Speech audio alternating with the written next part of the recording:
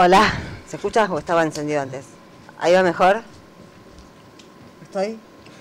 No. ¿Se escucha? Ah, sí, ese sería ahí está, ahí va. Bueno, buenas tardes.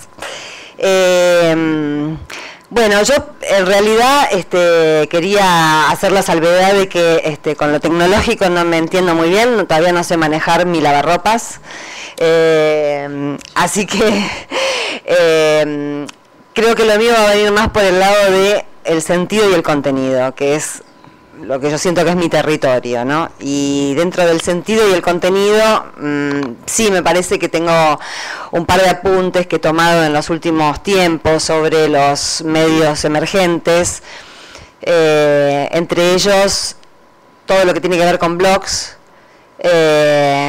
y todo lo que tiene que ver con radios comunitarias, específicamente, más específicamente. Recién Martín hablaba del control y el descontrol, ¿no? Del control como una forma de dominación y del descontrol como un valor a rescatar. Yo en ese sentido, en el sentido en el que fueron usadas esas palabras, coincido y estoy de acuerdo, pero hay otros sentidos de las palabras control y descontrol.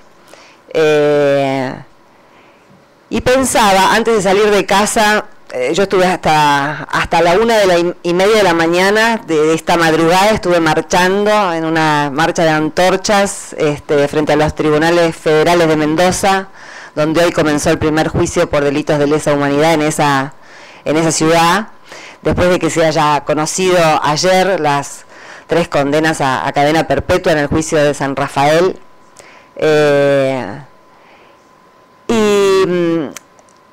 Y pensaba, antes de salir de casa, con toda esa carga, con todo ese bagaje emocional con el que vine y con el que todavía estoy, porque uno se va fogueando con esto que se hizo como muy explícito con la muerte de Néstor Kirchner, y que es este estado anímico extraño en el que estamos todos desde hace un tiempo.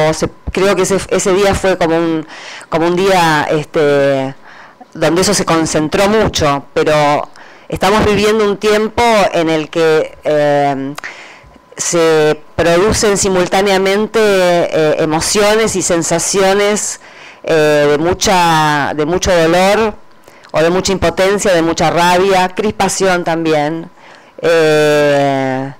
Y por el otro lado, momentos casi epifánicos, momentos de mucha conexión colectiva. Y esto tiene que ver con la comunicación, tiene que ver mucho con la comunicación. Estos momentos donde hay un goce colectivo que tiene que ver con entenderse y con... son momentos en los que pasa algo, yo los he llamado momentos Berger, por una descripción que hace el escritor británico John Berger en un reportaje que leí hace un tiempo ya largo y me llamó mucho la atención, ¿no? Él le preguntaban en esa entrevista sobre el amor, y él decía que no le gusta hablar de amor porque en general siempre se habla de amor implicando la palabra o el tema del amor implica un final, o un final feliz o un final dramático, y que eso le parecía que era como falsear la vida de alguna manera, evocar algo que ya incluyera un desenlace en un sentido o en el otro, y que él prefería hablar de otros momentos y prefería concentrarse en otros momentos, que son los que entre 2 personas o entre millones sucede algo que todavía está en el aire y no se ha podido conceptualizar del todo, pero que es muy real para esas 2 personas o para esos millones de personas. Y yo creo que estamos viviendo uno de esos momentos donde el dolor lo compartimos por muchas cosas y el amor también. Y en ese sentido también me acordaba, bueno, yo trabajé hace 23 años que trabajo en Página 12, hay dos títulos que se han repetido infinidad de veces, y yo creo que no es por falta de imaginación de los tituleros del diario, sino porque la realidad argentina suele desembocar en esas dos situaciones, que es el título de la película de Escola, Nos habíamos amado tanto. Me vienen a la cabeza un montón de situaciones que se podían titular, ¿no?, de esa manera, innumerables separaciones, fracturas. Y por el otro lado, el verso de Borges, no nos une el amor, sino el espanto, ¿no? El último que lo dijo fue Bussi, para explicar la fractura de la mesa de enlace. Estábamos unidos por el espanto. Y precisamente frente a eso, frente a esa situación que es tan común, tan desgraciadamente común para nosotros como nación, ¿no? El haber tenido siempre dirigentes y también ciudadanos que estuvieran siempre más proclives a unirse por el espanto y no por el amor. Y yo creo que el nacimiento, el surgimiento, el desarrollo y la consolidación de un proyecto nacional y popular hace que por primera vez, por lo menos en lo que yo recuerdo, y soy una mujer de mediana edad, es la primera vez que pasa. La verdad que es la primera vez que pasa, que yo siento que hay una comunión de voluntades, una comunión de conciencias, una comunión de lecturas de la realidad, que no son bajadas desde ninguna parte, sino que son sintonías de la realidad, que hacen millones de personas y que las hacen confluir en precisamente de lo que se viene hablando aquí, en un respaldo a ese proyecto que corre peligro, obviamente, porque es muy poderoso, porque es muy fuerte, es muy definitorio, porque cambia el rumbo de estos 200 años y porque está siendo embestido, boicoteado, bombardeado, diría, prácticamente desde la asunción de Cristina. Ya con el escándalo de Antonini Wilson empezó a ser atacado por los grandes medios. Antes de salir de casa estaba mirando la reunión de la Comisión de Asuntos Constitucionales, presidida por alguien tan respetable y de trayectoria tan transparente como Graciela Camaño. Y realmente yo pensaba que no tendríamos seguramente esta composición parlamentaria si antes de las elecciones del 28 de junio hubiésemos tenido el debate de la ley de medios, porque hubiésemos entendido mejor el 2008. Lo que pasó en la Argentina fue que tuvimos un 2008 tremendo, de una impunidad y de un nivel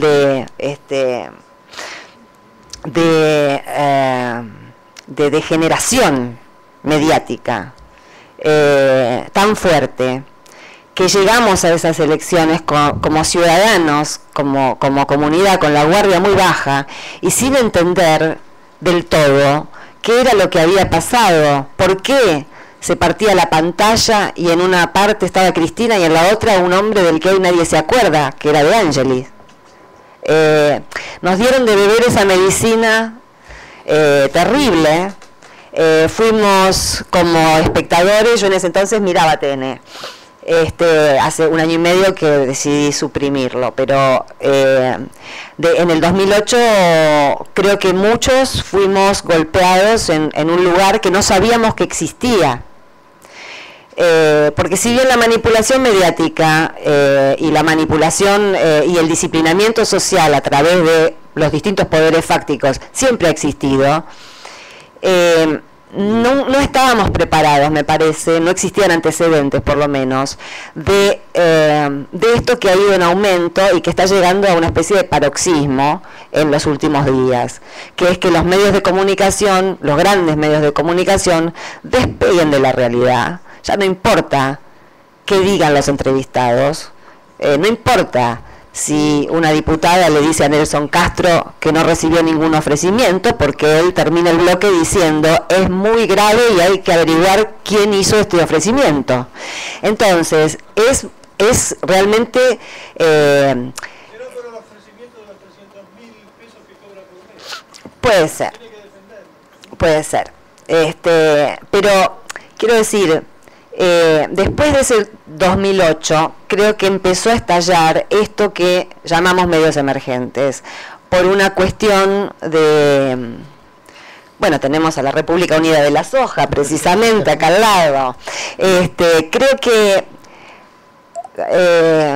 como decía Foucault, el poder no solo reprime, sino que produce. Y en este caso, yo creo que, si bien toda la ofensiva mediática del 2008, ese desembosamiento brutal que vivimos como ciudadanos, esa violencia, porque fue violencia, eso es ejercer violencia. Establecer un cerco entre la ciudadanía y la información es violencia.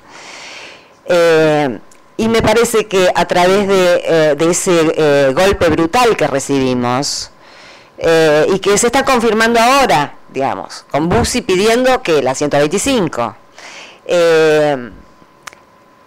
eso produjo una necesidad muy honda, y yo creo que parte del resultado de esa necesidad muy honda, porque por suerte, si bien es fácil disciplinar a mucha gente cuando se tienen 300 medios de comunicación, tampoco la mesa está servida. Hay resistencia, siempre hubo resistencia cultural a los intentos de disciplinamiento, en todas las épocas. Y en esta época que nos toca protagonizar, los actores se han corrido del lugar.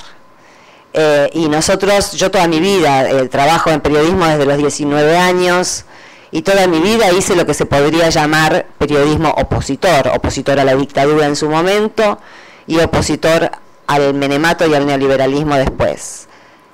Cuando llegó el gobierno de Néstor, la verdad que no me lo planteé ni un segundo. Me parecía que yo tenía que seguir defendiendo la misma bandera que había defendido toda mi vida, y esta vez estaban del lado del oficialismo. Y acá voy a la otra acepción de la palabra control, que no tiene que ver con la parte, digamos, con su acepción negativa, sino con una necesidad de control que tenemos los ciudadanos, y que tiene que ver con el control de nuestro lenguaje, con el control del lenguaje que leemos, con el control del lenguaje que usamos, porque todo el lenguaje, como sabemos, los medios de comunicación, sean los tradicionales, sean los grandes, los chicos, los emergentes o no, finalmente la comunicación se establece a través del lenguaje. Entonces, el lenguaje viene infectado, como dice Barthes. El lenguaje no es ni de izquierda ni de derecha, es fascista, porque se caracteriza más por lo que obliga a decir que por lo que permite, o por lo que no permite decir. Cuando uno, es inevitable, por ejemplo, en este país, hablar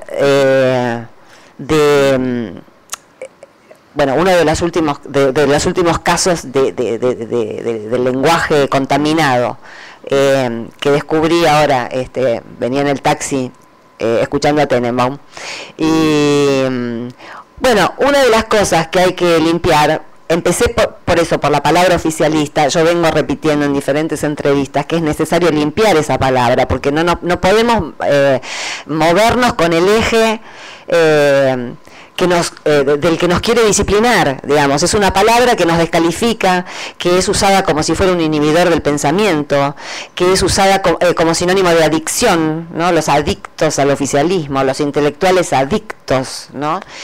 Y la adicción a su vez supone una carga de contenido, de irracionalidad, de falta de conciencia, ¿no? El adicto consume porque no puede dominar su necesidad de algo. Y yo creo que lo que está pasando es muy distinto, es todo lo contrario, pero por eso me parece que los que trabajamos en contrarrelatos y en contradiscursos, y los que tenemos todo ese entrenamiento de 20 años de trabajar en el contrarrelato, seguimos trabajando en el contrarrelato, mientras la ley de servicios audiovisuales no sea aplicada en todo el país y en su totalidad, seguimos trabajando en el contrarrelato, tanto los programas que estamos en el aire o los comunicadores que trabajamos dentro de medios de comunicación alternativos, y es re loco que le estemos llamando a la televisión pública un medio alternativo, pero lo es.